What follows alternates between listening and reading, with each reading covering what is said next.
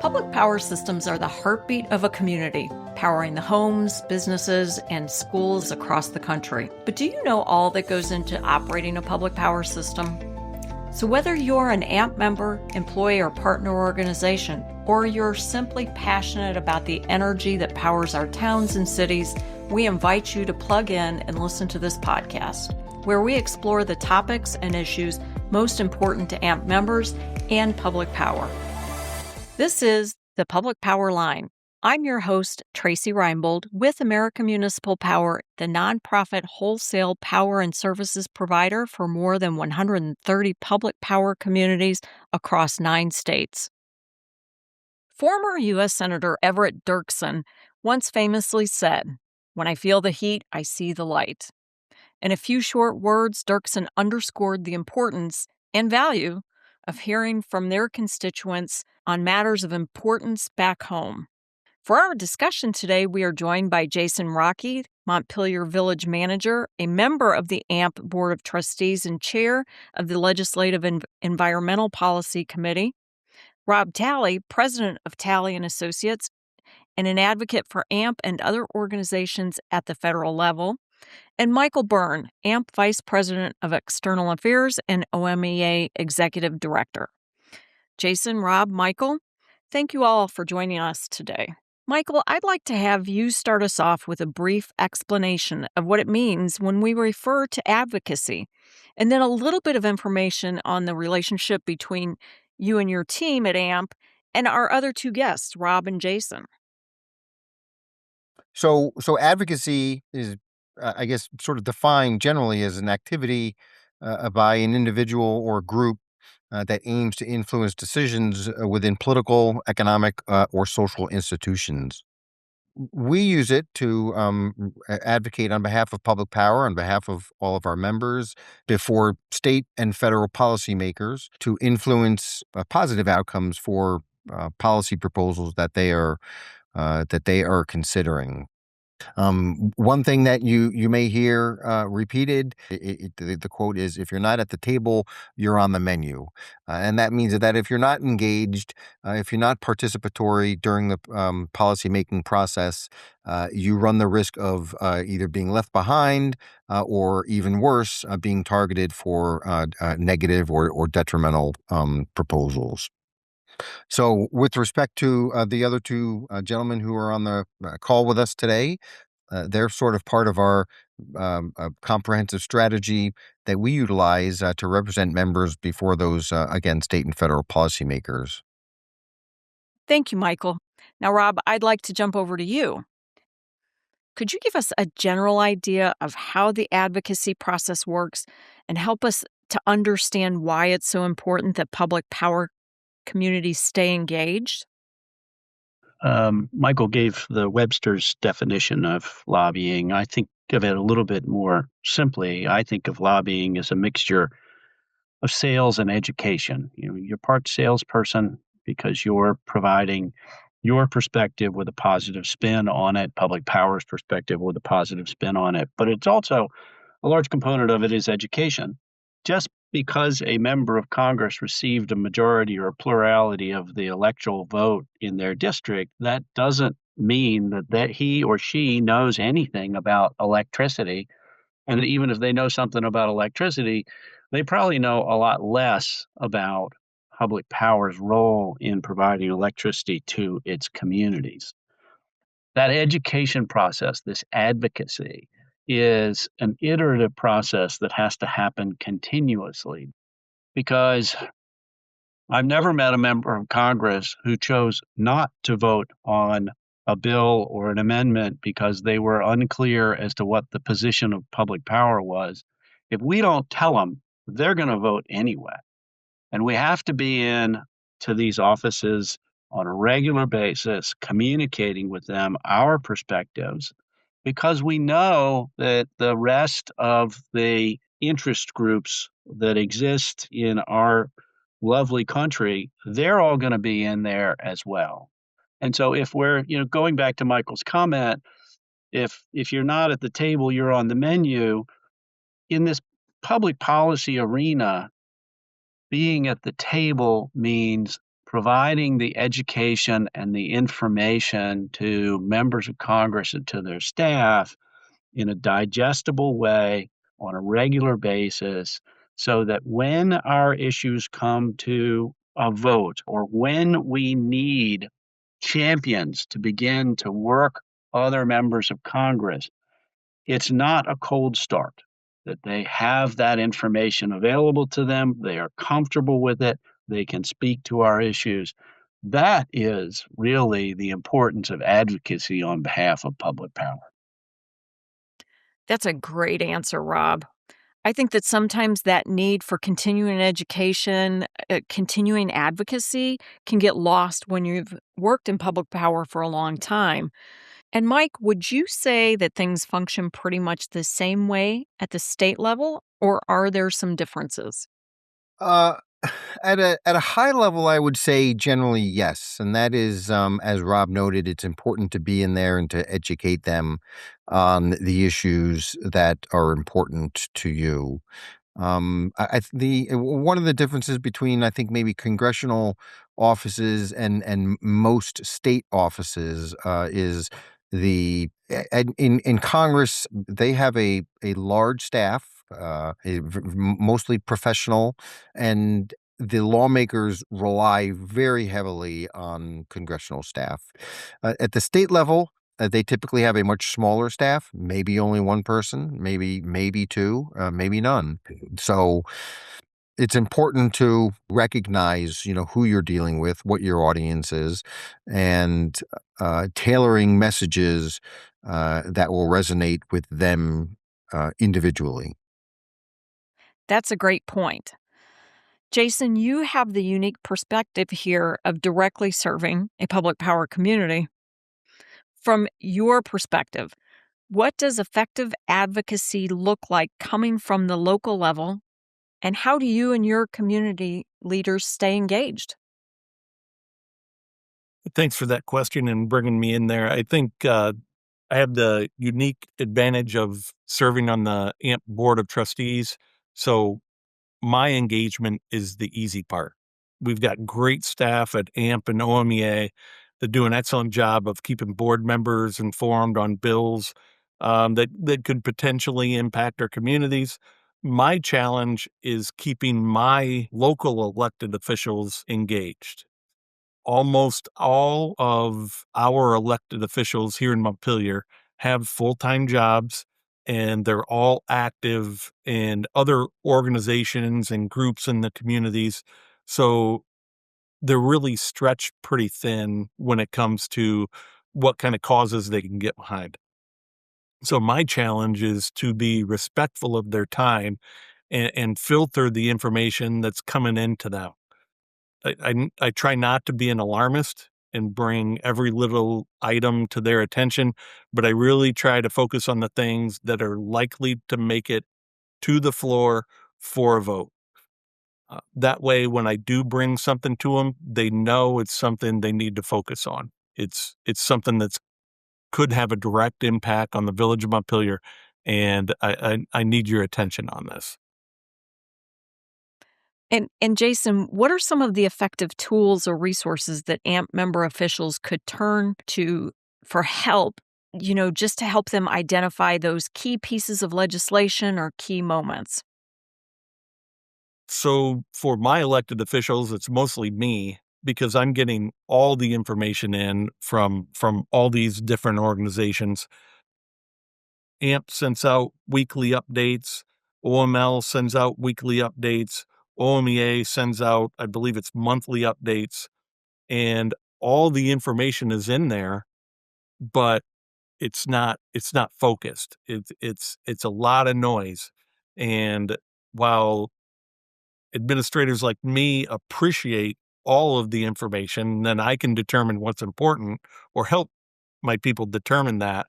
Um, that's probably the most important thing. They have access to the information, but whether they actually dig in because they think it's something that's going to affect our community, that's the part that I don't think they necessarily have the depth of knowledge uh, to understand. So, Mike, could you talk a little bit more about the process and explain what an effective interaction with a lawmaker could look like in the advocacy effort? I guess very generally, when lawmakers are in town for session, whether it's Columbus or Harrisburg, Richmond, whatever the case may be, it's typically a very busy time. They have committees to attend, whether that's for purposes of drafting a bill or meeting with caucus individuals or trying to convince other lawmakers about a bill they're working on and having to spend time explaining it. They have meetings with stakeholders. They have meetings with constituents.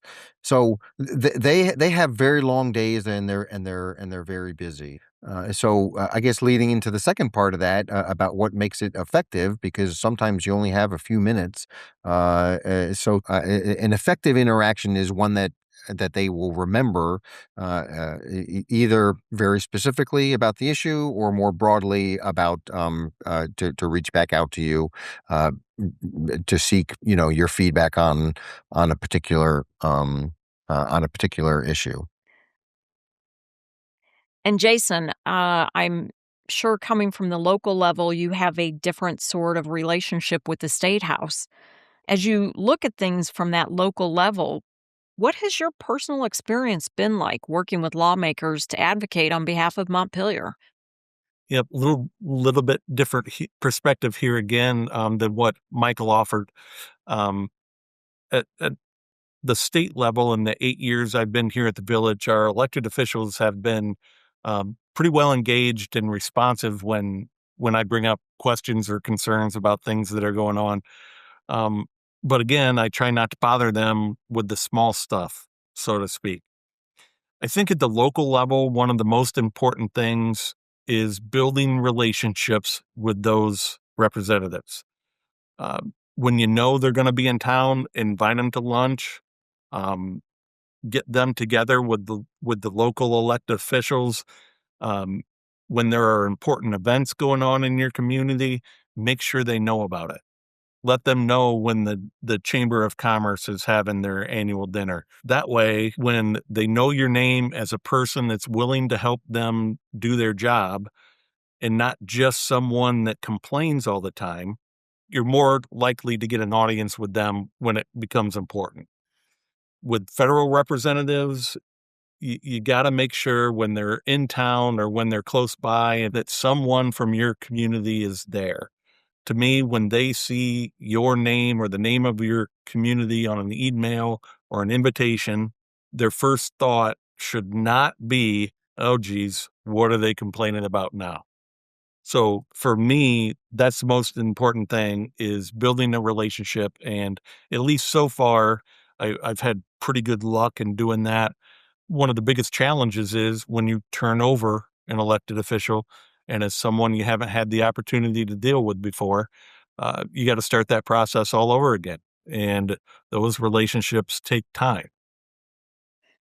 Rob, let's talk best practices. When you meet with a member of Congress or any one of their staffers, what would help to make these meetings more effective? To me, the most effective meeting starts well before the actual meeting. Being prepared for the meeting, knowing who you're meeting with, not just the name of the person, but with today's technology, it takes a fraction of a second to Google the name of the person that you're meeting with and getting just a bit of an understanding of who they are so that you can relate with them more easily. Um, knowing, having a really good understanding of the issue that you're going to talk to them about is important. Um, to me, the worst meeting is walking in cold, don't know who you're meeting with. Um, Hi, I'm here to meet with you. I was told to say the following things. Here are the talking points. That's a disaster of a meeting. A much better approach is to know who you're talking to, understand why you are making the advocate or taking the advocacy position you are taking, and bringing it home to why the member of Congress should care. An ideal meeting, at the end of the day, you secure the commitment from the member or from the staffer that they will do more background research, follow up with you, or in the most pressing circumstances, Congressman, I need you to vote for this bill. Secure that commitment. Best practices includes following up. It can be as simple as an email, and then depending upon the circumstances, it's fully appropriate to follow up a week later, 2 weeks later, and simply, again, thanks for the time. We talked about the following. If you have any questions, we're always available to help. If there's anything I can do, let me know. Those are critical things to make the time of the member of Congress or the staffer that you're working with. It means their time's not wasted. And importantly, it means your time's not wasted, because you have thrown away 30 minutes if you've gone in with that first scenario that I talked about and just said, hey, I've been told to give you this. I don't know what it means. That's not going to be a productive use of folks' time. And it's not a heavy lift generally to get to that more effective approach. All right. Well, I think this has been an excellent discussion, and we've covered some important information today. To close us out, I'd like to ask each of you to take a look forward with one final question. If our listeners were to take one thing away from this particular episode, what do you hope that would be? Rob, let's go ahead and start with you.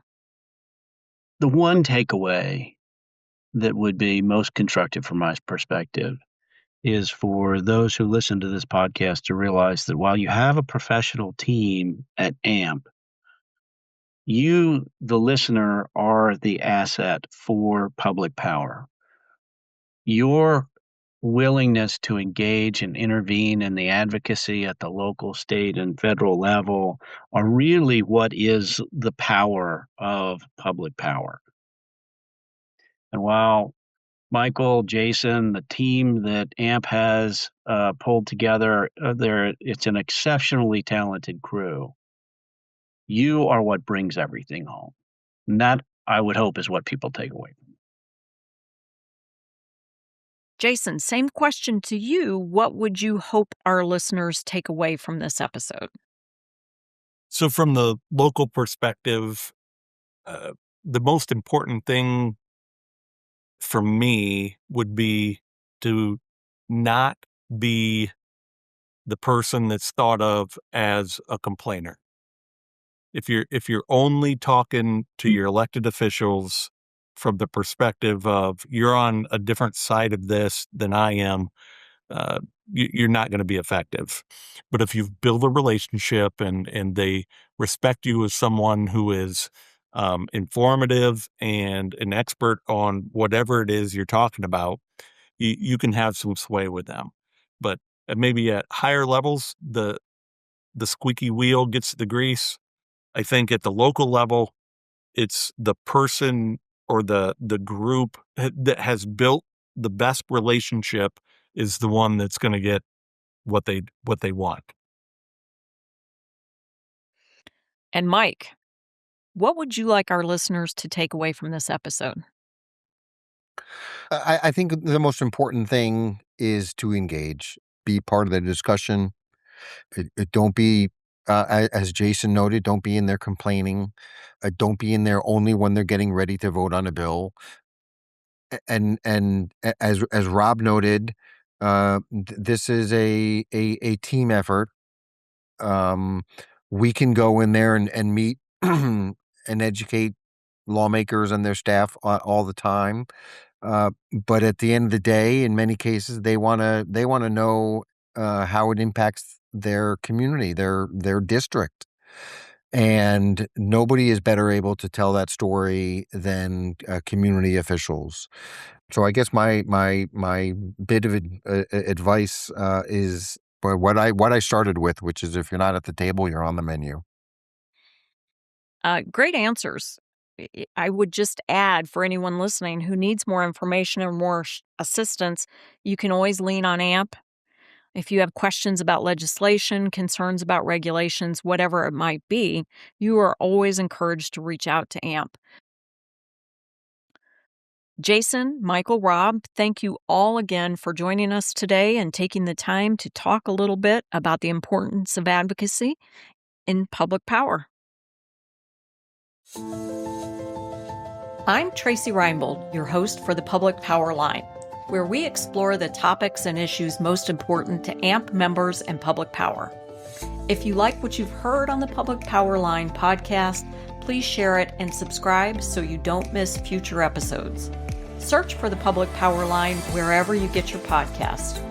This podcast is produced by Zachary Hoffman, AMP's Manager of Communications and Publications. If you have ideas for future podcasts, please reach out to AMP's communications team at communications@amppartners.org.